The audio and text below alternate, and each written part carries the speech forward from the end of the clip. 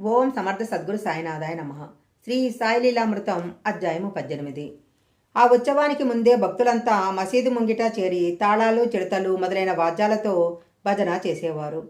అంతలో అబ్దుల్లా రాధాకృష్ణ ఆయి ఇద్దరు బాబా తిరిగే వీధులన్నీ శుభ్రం చేసి నీళ్లు చల్లి ముగ్గులేసి మసీదు నుంచి చావడిదాకా బాట మీద గుడ్డలు పరిచేవారు.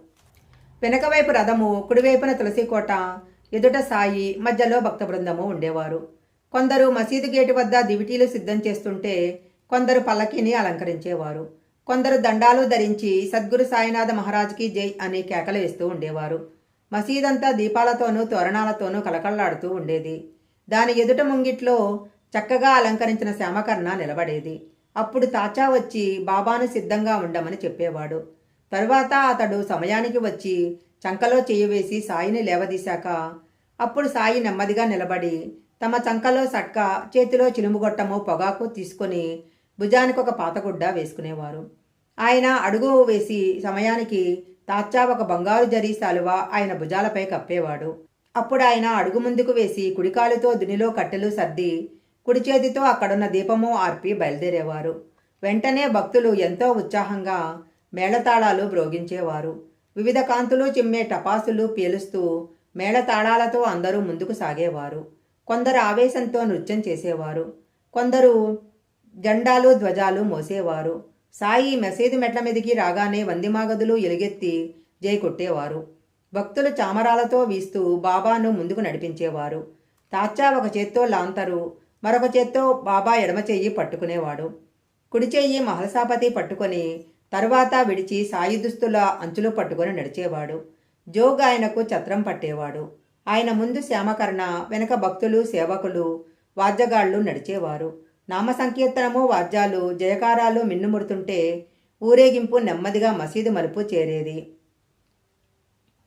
అక్కడ సాయి చావడివైపు తిరిగి నిలిచినప్పుడు ఆయన రూపము దివ్యంగా ఉండేది. ఆయన ఏకాగ్ర మనస్కులే ఎవరినో మనసుతో పిలుస్తున్నట్లుగా కనిపించేవారు. తమ కుడి చెయ్యి కిందికి పైకి ఊపి వింతైన భంగిమలు చేసేవారు. కాకాసాహెబ్ వెండిపళ్ళెంలో గులాబు పూసిన పూలు తెచ్చి ఆయనపై చల్లుతుండేవాడు. అప్పుడు వాద్యఘోష ఆకాశాన్నంటేది. అప్పుడు బాబా ముఖంలో ఉట్టిపడే దివ్యకళను మించినది ఏదీ ఉండజాలదు అన్నాడు ప్రధాన్. దానిని స్వయంగా చూసిన హేమత్ పంతు ఆ దృశ్యము, దాని వైభవము వర్ణింప సాధ్యం కాదు అని వ్రాశాడు. ఒక్కొక్కప్పుడు మహిళసాపతి దివ్యమైన ఆవేశంతో నృత్యం చేసేవాడు. అయితే ఏకాగ్రమైన సాయి దృష్టిని ఇవేవీ కించిత్ కూడా ఆకర్షించలేకపోయేవి. దివ్యమైన ఆ ఉత్సవాన్ని చూడటానికి ఎందరెందరో గుమికూడేవారు. సాయి చాలా నెమ్మదిగా నడిచేవారు. అలా ఊరేగింపు చావడి చేరేది.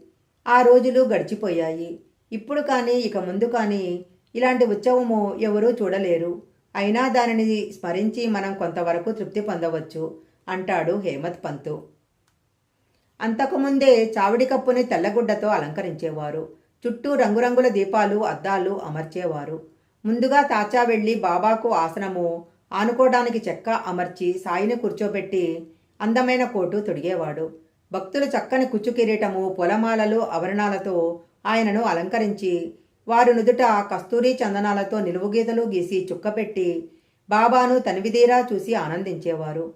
ఆయన ఏ క్షణాన కోపం వచ్చి వాటిని పారేస్తారోనన్న భయంతో కొందరు తాము తెచ్చిన తలగుడ్డలు, కిరీటము ఆయన తలపై పెట్టక ఆ పైగా పెట్టుకునేవారు. సాయి ప్రేమతో వారి భావానికి తలవొగ్గేవారు. ఆ అలంకారంతో ఆయన ఎంతో అందంగా ఉండేవారు. అప్పుడు నిమోన్కర్ బాబాకు ఛత్రము పట్టేవాడు. భక్తులకు వంక చామరాలతో వీస్తుంటే శ్యామ చిలింలో నిప్పేసి తాచాకిచ్చేవాడు. అతడిది రాజుకునేలా చేసి సాయికిచ్చేవాడు. ఆయన పొగ పీల్చి మహల్సాపతికి, మిగిలిన భక్తులకు అందించేవాడు. ఆ చిలిము గురించి హేమత్ పంత్ ఇలా వ్రాశాడు. అచేతనమైన ఆ చిలిము ధన్యమైంది. మొదట అదెంతో కఠోరమైన తపస్సు చేసింది. కుమ్మరి దానిని మట్టిగా కాళ్ళ కింద తొక్కి గొట్టం చేసి ఎండబెడతాడు.